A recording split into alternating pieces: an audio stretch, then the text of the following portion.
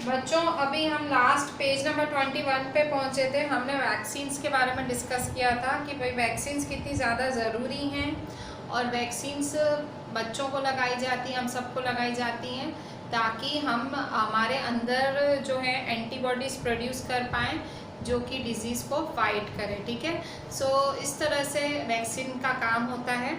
सो अभी हम पढ़ेंगे माइक्रो ऑर्गेनिजम्स की दूसरी खासियत के बारे में जिसका नाम है increasing soil fertility. Micro organisms soil का उपजाऊपन, फर्टिलिटी भी बढ़ाते हैं। वो कैसे? कुछ बैक्टीरिया होते हैं, वो आपको पता है एटमॉस्फेयर में 78% नाइट्रोजन है, इतना ज़्यादा नाइट्रोजन है और नाइट्रोजन प्लांट्स को चाहिए। ठीक है, नाइट्रोजन किसे चाहिए? प्लांट्स को चाहिए। तो कुछ बैक्टीरिया हैं वो नाइट्रोजन को एटमॉस्फेयर से लेके वो क्या करते हैं, सॉइल में जाके देते हैं। ठीक है, और इस तरह से सॉइल की क्या हो जाती है, फर्टिलिटी बढ़ जाती है। कुछ बैक्टीरिया हैं जो कि एटमॉस्फेयर का नाइट्रोजन प्लांट्स को देते हैं। इन्हें बायोलॉजिकल नाइट्रोजन फिक्सर्स भी कहा जाता है। ठीक है, इसी से ही हमारा क्वेश्चन है कि define biological nitrogen fixers. Define biological nitrogen fixers. ये कौन होते हैं? आंसर, ये कौन होते हैं? ये क्या करते हैं, सॉइल की फर्टिलिटी बढ़ाते हैं। कैसे? एटमॉस्फेयर से नाइट्रोजन लेके सॉइल में देते हैं। ये बैक्टीरिया मतलब एटमॉस्फेयर से नाइट्रोजन लेके सॉइल में देते हैं और उसकी फर्टिलिटी बढ़ाते हैं। सॉइल मतलब सॉइल को बहुत सारा न्यूट्रिएंट चाहिए होता है, उसमें से नाइट्रोजन भी चाहिए होता है, फॉस्फोरस, नाइट्रोजन। ठीक है, इसमें ये नाइट्रोजन ये बैक्टीरिया देते हैं। इसका आंसर पेज नंबर 21 पे, पेज नंबर 21 पे लास्ट पैराग्राफ, लास्ट पूरा पैराग्राफ। ठीक है, लास्ट फुल पैराग्राफ कहाँ से है? सम बैक्टीरिया, सम बैक्टीरिया से लेके ये फिगर 2.7 कट करो। Figure are able to fix, are able to fix nitrogen from the atmosphere to enrich the soil with nitrogen and increase its for these microbes are commonly called biological nitrogen fixers. ठीक है, biological nitrogen fixers. ठीक है, ये आपको सारा लिखना है, मेरी तरह आप ऐसे नहीं करेंगे। ठीक है, you have to write complete. ठीक है, नेक्स्ट इसके बाद पीछे करें, पेज 22 पे आ जाएं। तो हमने क्या पढ़ा कि जो माइक्रो ऑर्गेनिजम्स हैं सॉइल की फर्टिलिटी भी बढ़ाते हैं। पीछे वाला टॉपिक है क्लीनिंग द एनवायरनमेंट। अब माइक्रो ऑर्गेनिजम्स एनवायरनमेंट को क्लीन करने का काम भी करते हैं। कैसे? तो आपने देखा होगा कि भाई आपने ऑर्गेनिक वेस्ट के बारे में सुना होगा। ऑर्गेनिक वेस्ट किस शब्द के, ऑर्गेनिक वेस्ट का मतलब होता है कि सब्जी का, फ्रूट का कचरा और जो एक्सक्रीटा होता है एनिमल्स का, प्लांट्स मर जाते हैं वो, उन सबको ऑर्गेनिक वेस्ट कहा जाता है। वेस्ट जो कि नेचुरली है, नेचर से, ठीक है, आपने हमने पैदा नहीं किया, नेचर ने दिया है, तो वो उसे कहा जाता है ऑर्गेनिक वेस्ट।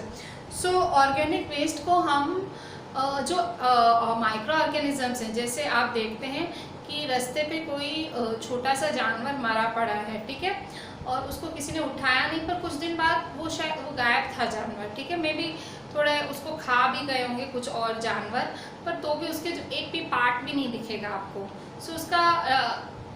उसका कारण क्या है? वो जो डेड मरा हुआ जानवर था उस पर माइक्रो ऑर्गेनिजम्स ने एक्ट किया, माइक्रो ऑर्गेनिजम्स ने अपना काम किया उस पर, और उसका जो उसको डिकम्पोज कर दिया। डिकम्पोज मतलब उसको कन्वर्ट कर दिया किसमें? मैन्योर में। क्या कर देते हैं? माइक्रो ऑर्गेनिजम्स या बैक्टीरिया कुछ ऐसे होते हैं जो डेड और डिकेइंग प्लांट्स पे फीड करते हैं, मतलब वो उन पे एक्ट करते हैं और उन्हें मैन्योर में कन्वर्ट कर देते हैं। मैन्योर क्या होता है? मैन्योर मतलब ऑर्गेनिक वेस्ट को कन्वर्ट करना मैन्योर में, जो कि उस मिट्टी के लिए बहुत अच्छा होता है, हमारे सॉइल के लिए बहुत अच्छा होता है। ये सबसे बेस्ट, मतलब माइक्रो ऑर्गेनिजम्स नहीं होते तो वो जो अगर वो गंदी स्मेल, वो मरा हुआ जानवर आपको नहीं दिखता, ठीक है, वो सब नहीं दिखता है। क्यों? क्योंकि उसको डिकम्पोज कर देते हैं, उसको ख़त्म, जो माइक्रो ऑर्गेनिज्म को धीरे धीरे करके उसको मतलब वो उसका पोषण वो लेने के लिए वो उसको पूरा ख़त्म कर देते हैं, ठीक है, और वो सारा पोषण मिट्टी को ही मिलता है, ठीक है। सो इस तरह से जो माइक्रो ऑर्गेनिजम्स हैं वो आप कह सकते हो एनवायरनमेंट को क्लीन करने में भी मदद करते हैं, ठीक है। सो इससे भी क्वेश्चन बनता है, how micro organisms clean the environment, how micro organisms clean up the environment. इसका आंसर क्या लिखेगा? माइक्रो ऑर्गेनिजम्स एनवायरनमेंट को कैसे क्लीन करते हैं? सो माइक्रो ऑर्गेनिजम्स क्या करते हैं? माइक्रो ऑर्गेनिजम्स पेज नंबर 22 पे, पेज नंबर 22 पे राइट साइड पे हार्मफुल माइक्रो ऑर्गेनिजम्स हेडिंग है ना, उसके ऊपर हार्मफुल माइक्रो ऑर्गेनिजम्स हेडिंग है, उसके ऊपर वाला पैराग्राफ, ठीक है। उस पैराग्राफ में first, second, third, fourth, fifth, sixth line, फिर से बोलती हूँ, पेज नंबर 22 पे राइट साइड पे ब्लू में हार्मफुल माइक्रो ऑर्गेनिजम्स हेडिंग दी हुई है, उसके ऊपर वाला पैराग्राफ, उस पैराग्राफ में first, second, third, fourth, fifth, sixth line, कौन सी line? Sixth line. Sixth line से लिखो, the micro organisms decompose, the micro organisms decompose dead organic waste of plants and animals, converting them into simple substances. These substances are again used by other plants and animals. Thus, microorganisms can be used to degrade. Degrade the harmful मतलब convert करना, ठीक है, या decompose, degrade मतलब खत्म कर देना, degrade the harmful and smelly substances and thereby clean up the environment, ठीक है। कहाँ से कहाँ तक लिखोगे? द माइक्रो ऑर्गेनिजम्स डिकम्पोज से लेके एनवायरनमेंट तक, ये सारा आंसर एनवायरनमेंट तक लिखोगे, ठीक है। मैं फिर से एक बार आपको बता देती हूँ इसका आंसर। पेज 22 पे राइट साइड पे हार्मफुल माइक्रो ऑर्गेनिजम्स के ऊपर वाला paragraph, first, second, third, fourth, fifth, sixth line, the micro organisms decompose dead organic waste of plants, converting them into simple substances. Micro organisms क्या करते हैं? सड़े गले प्लांट्स, एनिमल्स, उन पे एक्ट करता है और उनको कौन किस में डिकम्पोज करता है? सिंपल सब्सटेंसेस में कन्वर्ट करता है। These substances are again used by other plants and animals. जब वो micro organism in dead plants और एनिमल्स पे अटैक करके उनको कन्वर्ट करता है सिंपल सब्सटेंसेस में, तो ये वाले सब्सटेंसेस फिर से प्लांट्स और एनिमल्स यूज़ करते हैं। सो ये प्लांट्स और एनिमल्स यूज़ करते हैं, इसका मतलब क्या हुआ? माइक्रो ऑर्गेनिजम्स ने क्या किया? उन्होंने जो खराब सब्सटेंस था, ठीक है, जो एटमॉस्फेयर को खराब स्मेल दे रहा था, एटमॉस्फेयर की जो ब्यूटी है उसको ख़राब कर रहा था, उसको उसने डिग्रेड कर दिया, ठीक है। सो माइक्रो ऑर्गेनिजम्स इस तरह से हमको एनवायरनमेंट को साफ़ सुथरा रखने में मदद करते हैं।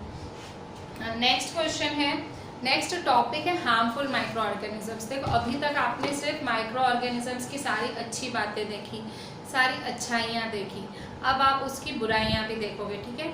कोई भी इस पूरे अर्थ में, नेचर में कोई चीज़ है, अगर उसकी सब अच्छाइयाँ हैं तो ज़रूर उसकी एक दो बुराइयाँ भी निकलेंगी, ठीक है। सो माइक्रो ऑर्गेनिजम्स भी वैसे ही हैं। आपने अभी तक उसके एडवांटेजेस और गुड बातें देखी, अब आप उसकी बैड बातें, हार्मफुल चीज़ें हैं माइक्रो ऑर्गेनिजम्स की, वो भी देखेंगे, ठीक है। सो माइक्रो ऑर्गेनिजम्स बहुत तरह से नुकसानदायक भी हैं, हार्मफुल भी हैं। कैसे? कुछ माइक्रो ऑर्गेनिजम्स होते हैं वो ह्यूमन बीइंग्स, प्लांट्स और एनिमल्स में डिजीजेस कर देते हैं, ठीक है। कुछ माइक्रो ऑर्गेनिजम्स बीमारियां कर देते हैं प्लांट्स में, एनिमल्स में, इवन ह्यूमंस में भी, ठीक है। So such disease causing microorganisms are called pathogens. ऐसे माइक्रो ऑर्गेनिजम्स जो हम में बीमारियां कर देते हैं उन्हें हम कहते हैं पैथोजेंस। पैथोजेंस किन्हें कहा जाता है? वो हार्मफुल माइक्रो ऑर्गेनिजम्स जो बीमारियां फैलाते हैं उन्हें हम कहते हैं पैथोजेंस। ठीक है, सो हमारा क्वेश्चन क्या है, define pathogens. Next question,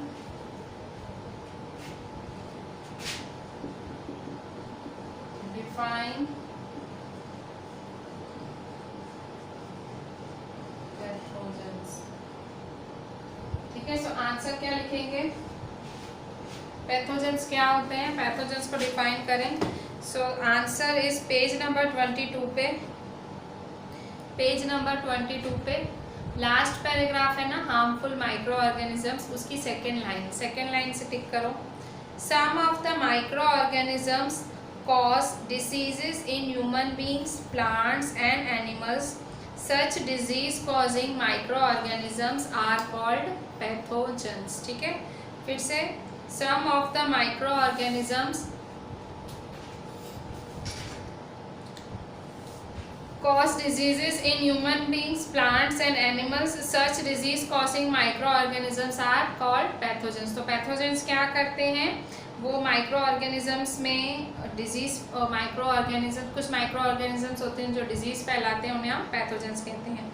so answer page number 22 second line से सम ऑफ द माइक्रो ऑर्गेनिज्म से लेके पैथोजेंस तक है। ठीक है, सो अच्छा, ये पैथोजेंस क्या करते हैं, ये वाले जो पैथोजेंस हैं खाना खराब कर देते हैं, इवन कपड़े गंदे कर देते हैं, लेदर खराब कर देते हैं। ठीक है, मतलब बहुत कुछ माइक्रो ऑर्गेनिजम्स ऐसे भी करते हैं। ठीक है, आप देखते हो कि बेल्ट बहुत टाइम तक अंदर रख दो तो वो एकदम पता नहीं सड़ जाती है, खराब हो जाती है, कपड़े कई बार ऐसे होते हैं।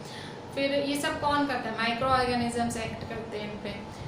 ठीक है, खाना खराब हो जाता है। ठीक है, सो ये सब कौन करता है, माइक्रो ऑर्गेनिजम्स ही करते हैं। ठीक है, सो अब ठीक है, मतलब कपड़े खराब करते हैं, चीज़ें खराब करते हैं, खाना खराब करते हैं, और हमने पढ़ा कि पैथोजेंस हैं, पैथोजेंस मतलब बीमारियां फैलाते हैं। ठीक है, सो बीमारियां, ये जो पैथोजेंस हैं कैसे फैलाते हैं, पैथोजेंस ये जो माइक्रो ऑर्गेनिज्म है बीमार कैसे करते हैं, इंसान को, जानवर को या प्लांट को बीमार कैसे करते हैं ये पैथोजेंस। ठीक है, पैथोजेंस कौन है, हार्मफुल माइक्रो ऑर्गेनिजम्स जो कि बीमारियां फैलाते हैं, उन्हें हम पैथोजेंस कहते हैं। सो ये पैथोजेंस करते कैसे हैं बीमार, सो पैथोजेंस क्या करते हैं, वो बॉडी में एंटर होते हैं और वो हम सांस लेते हैं ना उसी से ही एंटर हो जाते हैं, मतलब ब्रीदिंग प्रोसेस में ही वो एंटर हो जाते हैं।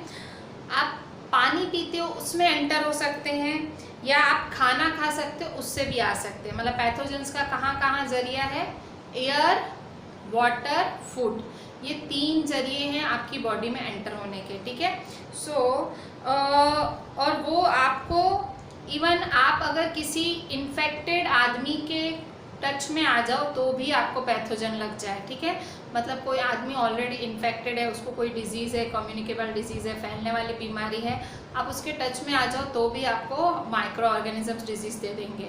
इवन कोई जानवर है, ठीक है, जानवर के आप टच में आ जाओ जो बीमार जानवर है तो भी आपको डिजीज़ लग सकती है। ठीक है, सो पैथोजेंस का रास्ता कौन कौन सा है आपके शरीर में एंटर करने का, एयर, आप जो सांस लेते हो, air that we are breathing, उसके बाद वाटर, उसके बाद फूड, और उसके बाद जो एनिमल्स होते हैं, infected animals, infected human beings, उनसे भी पैथोजेंस आपके एंटर हो सकते हैं। सो ये मतलब क्या करते हैं, पैथोजेंस एंटर होते हैं। इसके बाद ये हम लिख लेते हैं। ठीक है, how pathogens enter our body. ठीक है, हाउ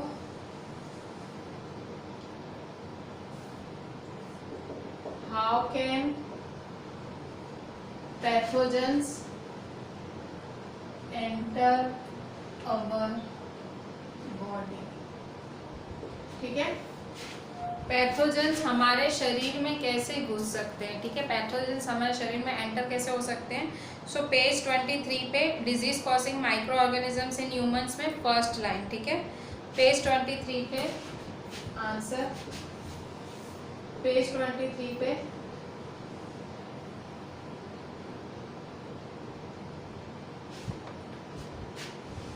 पेज 23 पे डिजीज कॉजिंग माइक्रो ऑर्गेनिजम्स में, ठीक है, disease causing microorganisms in humans में first line, pathogens enter our body through the air we breathe, the water we drink और the food we eat, ठीक है। कैसे कैसे एंटर हो सकते हैं? हवा से, पानी से और खाने से, ठीक है। So pathogens enter our body through air we breathe, the water we drink and the food we eat, ठीक है। और वो हम डायरेक्ट कॉन्टेक्ट से भी हमको लग सकते हैं, ठीक है, डायरेक्ट कॉन्टेक्ट से भी वो लग सकते हैं। सो आंसर कहाँ से लिखेंगे? पेज नंबर 23 पे disease causing microorganisms in humans में पैथोजेंस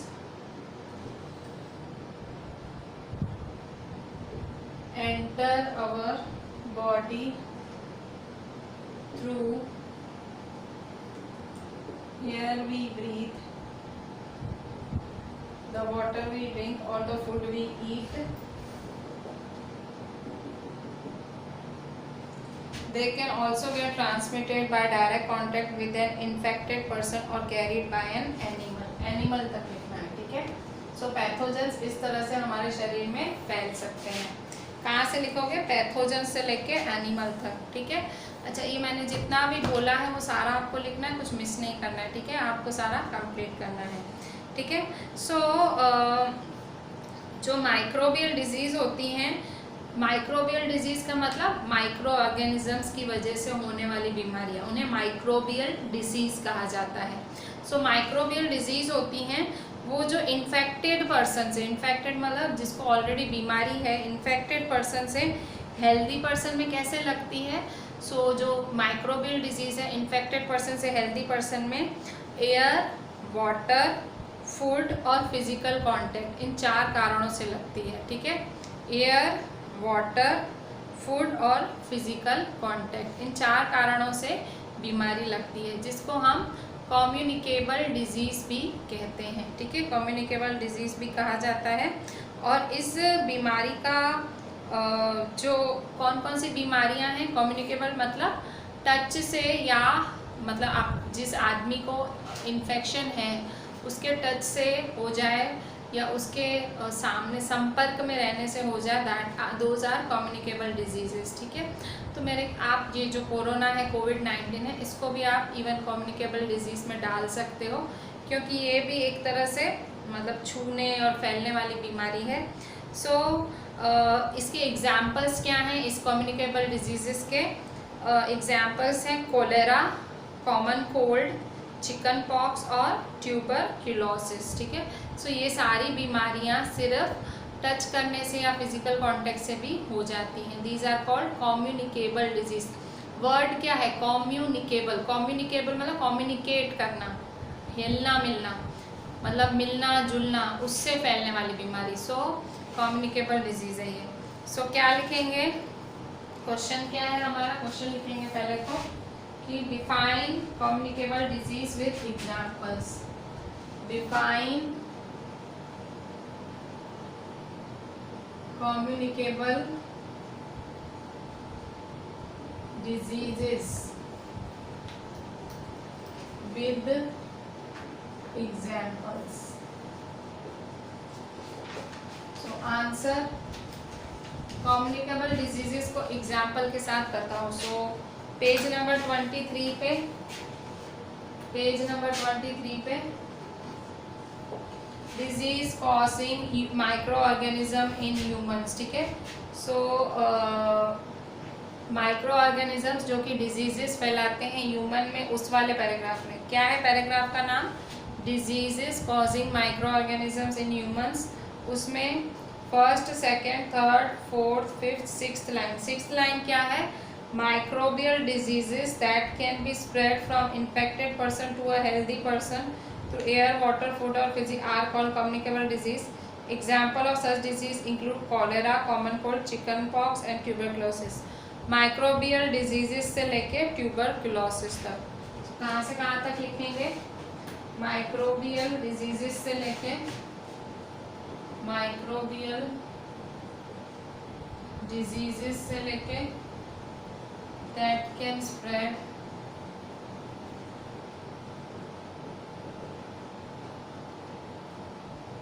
ट्यूबरक्लोसिस तक, ठीक है, कहाँ तक, ट्यूबरक्लोसिस, ठीक है। सो माइक्रोबियल डिजीजेस, मैं फिर से एक बार डिक्टेट कर देती हूँ, ये आंसर सारा लिखना है आपको। Microbial diseases that can be spread from an infected person to a healthy person, ठीक है, किसी को इन्फेक्शन लगा हुआ है उस आदमी से किसी हेल्दी आदमी को लगे, थ्रू एयर, वाटर, फूड और फिजिकल कॉन्टैक्ट। कौन से 4 कारण हैं? Air, water, food, physical contact, ठीक है। एयर से भी लग सकता है, वाटर से भी लग सकता है, फूड से भी लग सकता है, और फिजिकल कांटेक्ट मतलब टच करना, हग करना, ठीक है, किसी भी तरह के फिजिकल कांटेक्ट से लग सकता है। Example of such diseases include, इसके एग्जाम्पल्स क्या हैं कम्युनिकेबल डिजीज के? Cholera, common cold, chicken pox, tuberculosis, ठीक है। ये 4 ऐसी बीमारियां हैं जो कि कम्युनिकेबल हैं, जो सामने वाले के छूने से फैलती हैं, एयर, वाटर और इस तरह से अलग अलग माध्यम से आपको लग सकती हैं, ठीक है। जैसे मैं आपको एग्जाम्पल देती हूँ, जैसे एक कोई जना है, किसी को सर्दी हुई है, ठीक है, कॉमन कोल्ड कहते हैं, किसी को कॉमन कोल्ड हुआ है। सो अब वो क्या करेगा? छींकेगा, ठीक है, कॉमन कोल्ड हुआ है, छींकेगा। सो जब वो छींकेगा, सो उसकी छींक में, जो छींकता है उसकी छींक में हज़ारों वायरसेस आएंगे, ठीक है। उस छींक के एक वो जो वाटर ड्रॉपलेट निकलता है उसके नाक में से, उसमें हज़ारों वायरसेस निकलेंगे, ठीक है। So the fine droplets of moisture carrying thousands of viruses spread in the air. So वो जो हज़ारों वायरस उसके नाक में से निकले वो पूरे एयर में फैल जाएंगे, ठीक है। सो अगर समझो आजू बाजू कोई हेल्दी इंसान खड़ा है, सो उस एयर की मदद से उसके शरीर में घुस जाएंगे सारे वायरस, ठीक है। मतलब समझो सांस ही लेते हैं हम, 24 कलाक सांस लेते हैं, ठीक है। सो सांस में ही अंदर चले जाएंगे और उस आदमी को भी इन्फेक्शन लग जाएगा। मतलब सपोज वो आदमी भले दूर बैठा है आपसे, सर्दी हुई है और आपसे दूर बैठा है, थोड़ा सा ही दूर बैठा है, अब वो छींका तो एटमॉस्फेयर में वो छींक के वायरस फैल जाते हैं, ठीक है। सो कई बार इवन आपकी क्लासरूम्स में होता है, 1-2 बच्चों को एक दो बच्चों को सर्दी होती है, सो थोड़े दिनों बाद बहुत सारे जनों को हो जाती है। तो रीज़न क्या है? भले आप उसके बेस्ट फ्रेंड नहीं हो, आप उसके साथ नहीं बैठ रहे उठ रहे हैं, पर वो जो छींकता वगैरह और हैंकी नहीं यूज़ करते, ठीक है। हैंकी वगैरह इसलिए कहते हैं जब छींका तो हैंकी यूज़ किया करो, कि उसके जो वायरस है वो पूरे एटमॉस्फेयर में फैला रहा है और सामने वाला जिसको वो जानता भी नहीं है वो भी बीमार हो रहा है, ठीक है। सो इस तरह से जो ये पैथोजेंस हैं, ठीक है, ये जो पैथोजेंस हैं जो कि कम्युनिकेबल डिजीजेस करते हैं, इस तरह से ये अपना काम करते हैं, ठीक है। सो इसीलिए हमेशा कहा जाता है कि हमेशा हैंकी कैरी करना चाहिए और जो बीमार व्यक्ति हो उससे थोड़ी दूरी बना के रखनी चाहिए इन्फेक्टेड पर्सन से, क्योंकि आप भी बीमार हो सकते हैं, आपको भी इन्फेक्शन लग सकता है, ठीक है। सो इसके अलावा ये तो बात हुई किसकी? एयर की बात हुई कि एयर से कैसे फैलते हैं, भाई इन्फेक्टेड पर्सन से कैसे फैलते हैं, ठीक है। इसके अलावा कई इंसेक्ट्स, मक्खियाँ, मच्छर होते हैं, इवन एनिमल्स भी होते हैं जो ये डिजीज़ कॉजिंग माइक्रोब्स के कैरियर बनते हैं। कैरियर मतलब एक जगह से दूसरी जगह ये माइक्रोब्स को शिफ्ट करते हैं, एक बॉडी से दूसरी बॉडी, एक जगह से दूसरी जगह, मतलब एक बीमार व्यक्ति से एक स्वस्थ व्यक्ति में वो ये माइक्रोब्स के कैरियर बनते हैं। कैरियर का मतलब क्या होता है? फैलाना, ठीक है। सो कई बारी कैरियर क्या होते हैं, ठीक है।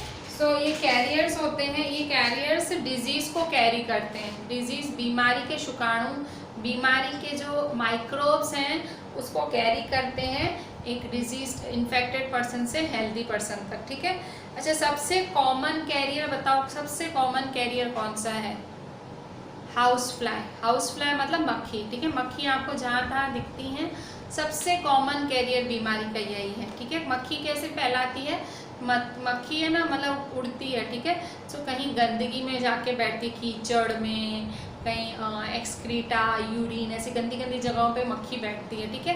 और सपोज़ आपकी किचन का दरवाज़ा खुला है और आपकी मम्मी ने बहुत टेस्टी खाना बनाया और मम्मी भूल से खाना ढकना भूल गई, ठीक है। सो वही मक्खी आपके खाने में भी बैठेगी, ठीक है। सो कौन हुआ कैरियर? वो मक्खी हुई ना, मक्खी गंदगी, जो उसके पैर थे गंदगी वाले थे, वो आपके खाने पे बैठे हैं, ठीक है। सो वो कैरियर हो गई आपके लिए, मतलब वो पैथोजन लाई है आपके लिए। उसने पैर पे वो क्या लाई है अपने साथ, बैक्टीरिया वायरस लाई है। मक्खी खुद वायरस नहीं है, मक्खी तो कैरियर है। मक्खी हाउस फ्लाई तो कैरियर है, हाउस फ्लाई से कुछ नहीं होगा आपको, हाउस फ्लाई आपको बीमार नहीं करेगी। हाउस फ्लाई के जो पैर पे जो बैक्टीरिया या फंगी जो अपने साथ लाई है, जिस पे बैठी थी, वो आपके खाने में गए और वो खाना आपके पेट में गया, इस तरह से आप बीमार पड़ सकते हो। सो इसलिए कहते हैं भाई खाना वगैरह ढक के रखना चाहिए। सो कैरियर्स कौन कौन हुए, हाउस फ्लाई है सबसे कॉमन कैरियर है, ठीक है। इसके बाद इसीलिए हमेशा एडवाइस करते हैं कि फूड को कवर करना चाहिए। तो ये भी हम एक क्वेश्चन लिखते हैं, why is it advisable to always keep food cover, ठीक है।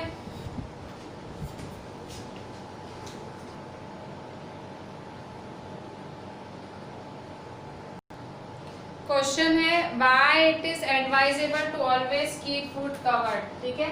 क्वेश्चन क्या है, why it is advisable to always keep food covered, क्यों कहा जाता है खाना हमेशा ढका हुआ होना चाहिए। So what is the answer, answer है आपका पेज 23 पे, पेज 23 पे थर्ड लास्ट, पेज 23 पे राइट साइड में थर्ड लाइन, राइट साइड में third line, house fly is one such carrier, one such काट दो, house fly is carrier of disease causing microbes, house fly is carrier of disease causing microbes. फिर the flies sit on garbage, fourth line से, the flies sit on garbage, flies garbage पे बैठती है, the fly sit on garbage and animal excreta, full stop, pathogens stick to their bodies, when these flies sit on uncovered food they may transfer the pathogens. Whoever eats the contaminated food, contaminated मतलब खराब खाना, is likely to get sick, जो भी वो खराब खाना खाएगा जिस पे मक्खी बैठी थी वो बीमार हो सकता है। So it is advisable to always keep food covered। कहाँ से लिखेंगे, पहले ये वाली लाइन लिखेंगे, house fly is carrier of disease causing microbes, फिर फोर्थ लाइन से द फ्लाइज से लेके फूड कवर्ड तक लिखेंगे, फूड कवर्ड तक, ठीक है। सो नेक्स्ट एक क्वेश्चन लिखें, इसके बाद avoid consuming uncovered items of food. तो हमेशा कोशिश करें कि भाई जो खाना ढका हुआ ना हो वो ना खाएं, ठीक है। इवन बाहर आप ठेलों से या ऐसे बाहर लारियों वगैरह से आप जो चीज़ें खाते हैं, जंक फूड खाते हैं, वो भी अनकवर्ड होता है, वो अनहेल्दी होता है, अनहाइजीनिक होता है, उससे भी बीमारियां हो सकती हैं, ठीक है। So another example of a carrier is the female anopheles mosquito, ठीक है। दूसरा एग्जाम्पल है कैरियर का फीमेल एनोफिलिस मॉस्किटो। मॉस्किटो है, उसकी जाति क्या है, फीमेल एनोफिलिस, ठीक है। एनोफिलिस वो जाति का मतलब उस मॉस्किटो का कोई प्रकार होगा, नाम है फीमेल एनोफिलिस मॉस्किटो। वो किसका कैरियर है, वो अपने साथ पैरासाइट लाता है। पैरासाइट किसका, मलेरिया का पैरासाइट लाता है। सो जिसको ये मच्छर काटता है उसको मलेरिया हो जाता है। So who is the carrier of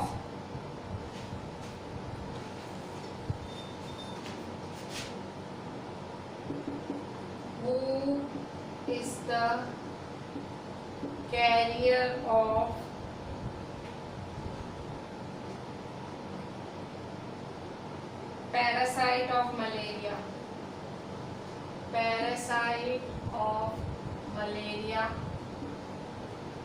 plasmodium।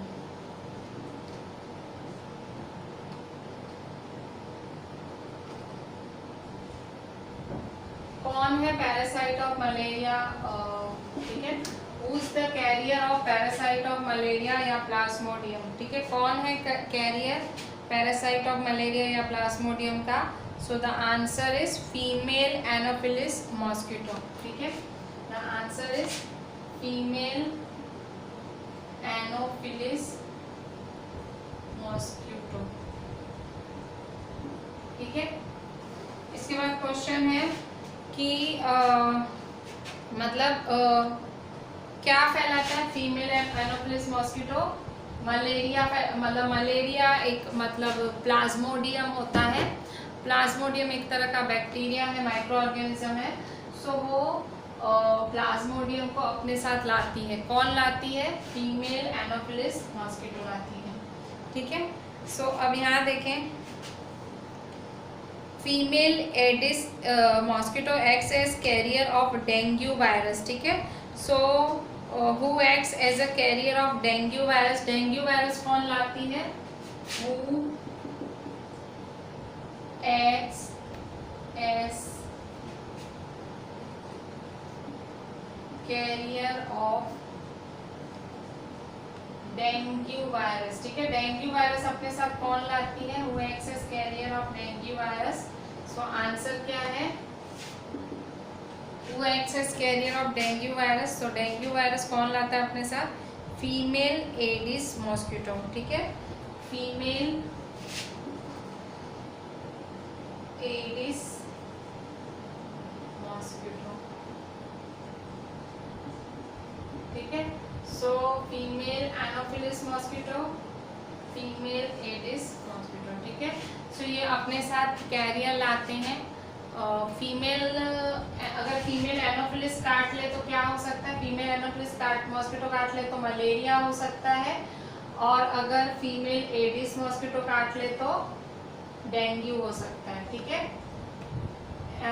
Anopheles काटने से मलेरिया, एडिस काटने से डेंगू, दोनों ही मॉस्किटो हैं, ठीक है, दोनों ही मच्छर हैं, ठीक है। मच्छर के काटने से डेंगू और मलेरिया होता है, ठीक है। सो इनके काटने से मलेरिया और डेंगू होता है। सो आप इसको कंट्रोल कैसे कर सकते हो, बचा कैसे सकते हो? डेंगू और मलेरिया ना हो उसको कैसे बचा सकते हो? So how can we control the spread of malaria और डेंगू? आप कैसे बचा सकते हो? How can we control the spread of malaria और डेंगू, ठीक है।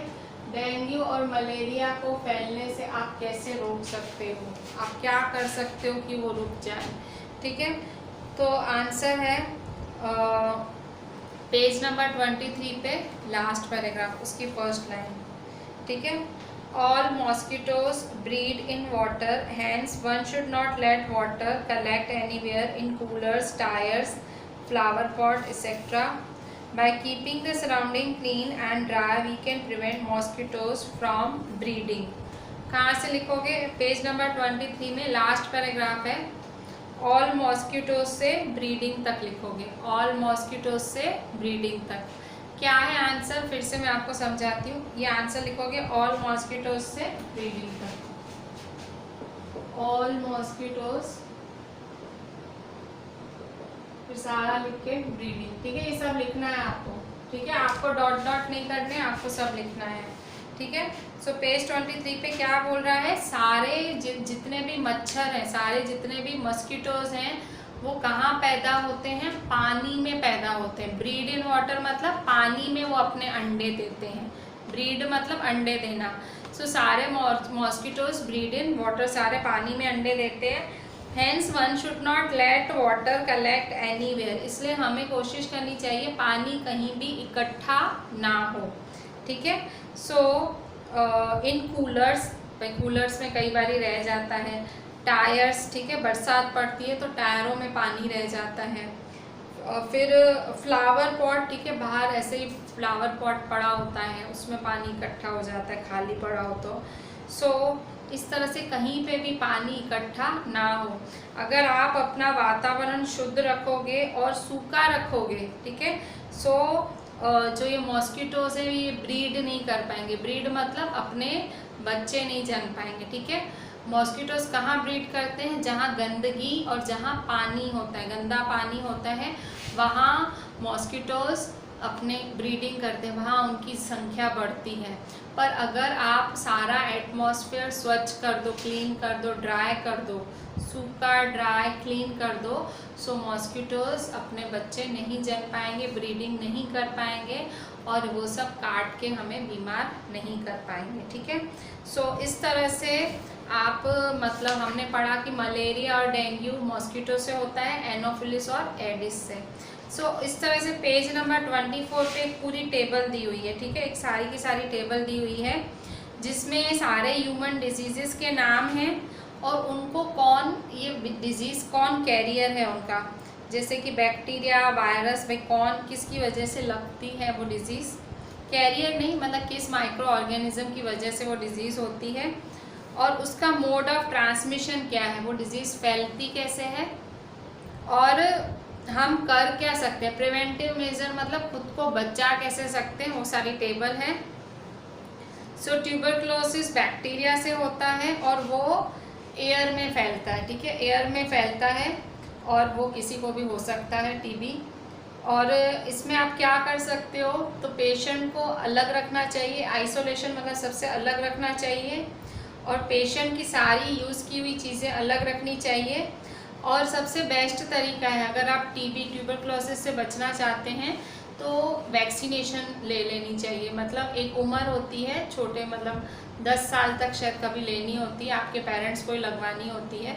तो आपके पेरेंट्स आपको टाइम से ट्यूबरक्लोसिस का इंजेक्शन, वैक्सीनेशन लगवा दें तो आपको ट्यूबरक्लोसिस नहीं होगा कभी भी, ठीक है। फिर सेकेंड है मीज़ल्स, ठीक है। मीज़ल्स का मतलब माता निकलना, ठीक है, वैसा कुछ है। सो मीज़ल्स किससे होते हैं? वायरस से होते हैं, ठीक है। और वो भी एयर की वजह से होते हैं, वायरस से फैलते हैं और एयर से फैलता है। और इसमें भी क्या करना चाहिए, पेशेंट को वही सबसे अलग रखो, उसका खाना पीना अलग, सब कुछ अलग, ठीक है। चिकन पॉक्स भी वायरस से होता है, एयर से और कांटेक्ट से भी होता है, ठीक है, टच से भी होता है, और इसमें भी वैक्सीनेशन। सो ट्यूबरक्लोसिस, मीज़ल्स, चिकन पॉक्स और पोलियो, इन चारों की वैक्सीनेशन ले लेनी चाहिए। और अगर किसी को बाई चांस तो भी हो जाता है, वैक्सीनेशन होने के बाद भी हो जाता है, सो उस पेशेंट से दूर थोड़ा रहना चाहिए जब तक वो ठीक ना हो, ठीक है। Tuberculosis, measles, chicken pox, polio, इन चारों की वैक्सीनेशन अवेलेबल है। छोटे बच्चों को ये चारों वैक्सीनेशन दिलवा देनी चाहिए ताकि बड़े हों तो उनको ये डिजीज़ ना लगे, ठीक है। फिर सेकंड है कोलेरा और टाइफाइड। सो कोलेरा है वो बैक्टीरिया से होता है, टाइफाइड भी बैक्टीरिया से होता है। कोलेरा वाटर और फूड से फैलता है और टाइफाइड वाटर से होता है। इसमें आप क्या कर सकते हो, कैसे बचा सकते हो सामने वाले को, इसमें आप मतलब सामने वाले की कैसे टेक केयर कर सकते हो या बच कैसे सकता है, तो उसमें उसको साफ़ सफाई रखनी पड़ेगी। और मतलब वो गंदगी, टॉयलेट वगैरह की गंदगी नहीं चले, उसमें बिल्कुल सफाई चाहिए। और अच्छा खाना खाए, हेल्दी खाना खाए, और पानी उबला हुआ पिए। जिसको भी कॉलेरा और टाइफाइड हुआ है, उबला हुआ पानी पिए, और वो भी वैक्सीनेशन उसकी भी आती है, कॉलेरा और टाइफाइड की भी वैक्सीनेशन आती है। सो एक उम्र में उसकी भी वैक्सीनेशन ले लेनी चाहिए, ठीक है। इसके बाद हेपेटाइटिस ए है, ठीक है। हेपेटाइटिस ए भी एक बीमारी है जो कि वायरस से ही फैलती है, पानी, वाटर की वजह से वायरस आता है, उससे फैलती है। और इसमें भी जो है पानी उबाल के पीना चाहिए, ड्रिंक बॉइल्ड वाटर। और ये भी वैक्सीनेशन, ठीक है, मतलब इसमें भी आपको वैक्सीनेशन ले लेनी चाहिए एक उम्र में, इंजेक्शन लगवा लेनी चाहिए, टीका लगवा लेना चाहिए। सो इस बीमारी से आप बच सकते हैं। देन नेक्स्ट है मलेरिया, ठीक है। सो मलेरिया किससे लगती है? मलेरिया प्रोटोजोआ से लगती है, ठीक है। प्रोटोजोआ वो भी एक बैक्टीरिया ही है, मतलब माइक्रो ऑर्गेनिज्म है, सॉरी, प्रोटोजोआ एक माइक्रो ऑर्गेनिज्म है। सो मलेरिया उससे लगती है। वो कौन फैलाता है मलेरिया? मॉस्किटो फैलाते हैं। और इसमें आप क्या कर सकते हो इस बीमारी से बचने के लिए? आप मॉस्किटो नेट यूज़ करो। मॉस्किटो नेट मतलब मच्छर जाली यूज़ करो। एंड रिपेलेंट्स, रिपेलेंट्स मतलब स्प्रे वगैरह यूज़ करो। और इंसेक्टिसाइड स्प्रे करो और उनका कंट्रोल करो। ब्रीडिंग कंट्रोल करना मतलब मलेरिया जो बढ़ता है, वो जो बढ़ते हैं मच्छर, उनको कंट्रोल करो। ठीक है। So by not allowing water to collect in the surroundings, आप कोशिश करो कि इकट्ठा ना हो पानी। ठीक है। So this was the table. इसमें बीमारियां और बीमारियों के नाम, माइक्रो ऑर्गेनिजम्स के नाम, और उसके बाद मोड ऑफ ट्रांसमिशन मतलब फैलती कैसे हैं वो, और प्रिवेंटिव मेजर्स, कर क्या सकते हैं हम इससे बचने के लिए, या हो गई हो तो क्या करें। ठीक है। सो इस तरह से ये आपका सारे डिजीज़ के नाम थे जो ह्यूमन बींग्स में होते हैं। तो जैसे ह्यूमन बींग्स में बीमारियां लगती हैं, वैसे जानवरों में भी ये बैक्टीरिया, फंगी, वायरस, ये जानवरों में भी बीमारियां फैलाते हैं। सो जानवरों में भी ये लोग बीमारियां फैलाते हैं।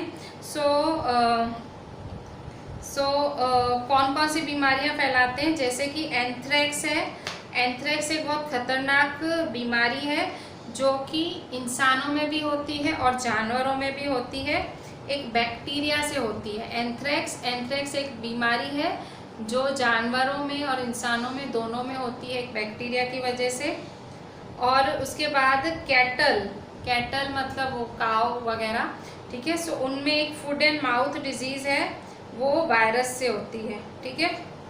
सो how is food and mouth disease caused in cattle. ठीक है। फूड एंड माउथ डिजीज़ नाम है, ये डिजीज़ का नाम है। कैटल में गाय में होने वाली बीमारी का नाम है फूड एंड माउथ डिजीज़, ये नाम है। और ये किससे होता है? वायरस से। ठीक है। So foot and mouth disease. So how is foot and mouth disease caused in cattle. ठीक है। कैटल में ये फुट एंड माउथ डिजीज कैसे लगती है? सो वायरस से लगती है। ठीक है। जो कैटल गाय वगैरह है, इनमें ये फुट एंड माउथ डिजीज है वो वायरस से लगती है।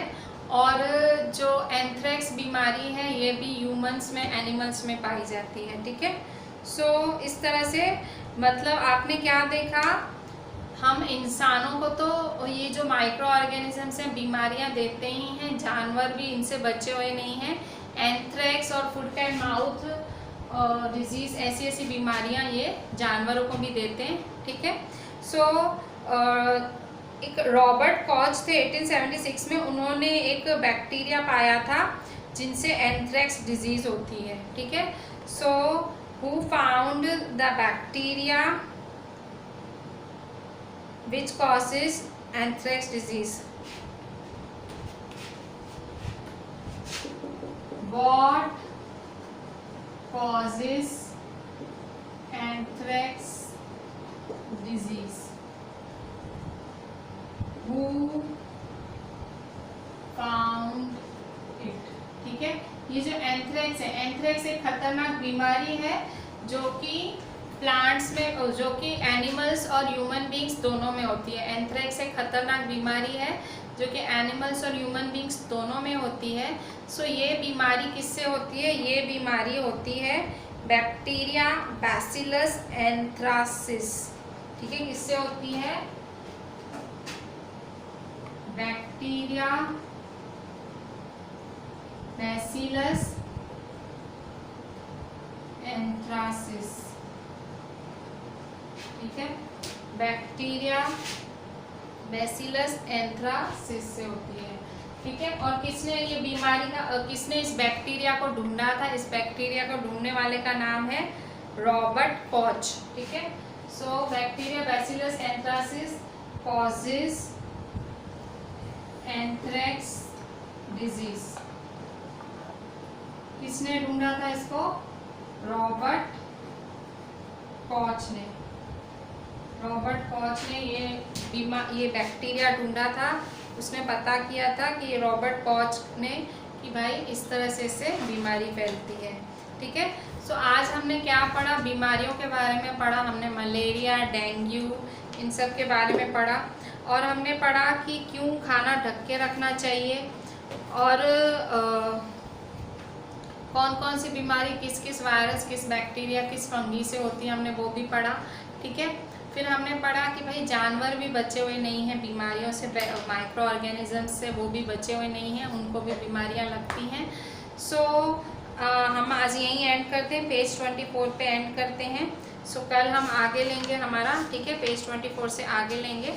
आई होप कि कल हमारा ये चैप्टर फाइनली ओवर हो जाए, I think so please read the NCERT, जो मैंने आपको सारा लिखवाया है, समझाया प्रॉपर, एक एक क्वेश्चन आंसर अच्छे से लिखिएगा, मैंने डॉट डॉट करके छोड़ दिया है, आप सारा अच्छे से कंप्लीट करिएगा। और रीड द NCERT, ठीक है, जो 2-2.5 पेजेस जो आज मैंने पढ़ा है, प्लीज़ रीड देम प्रॉपरली। चलें, थैंक यू।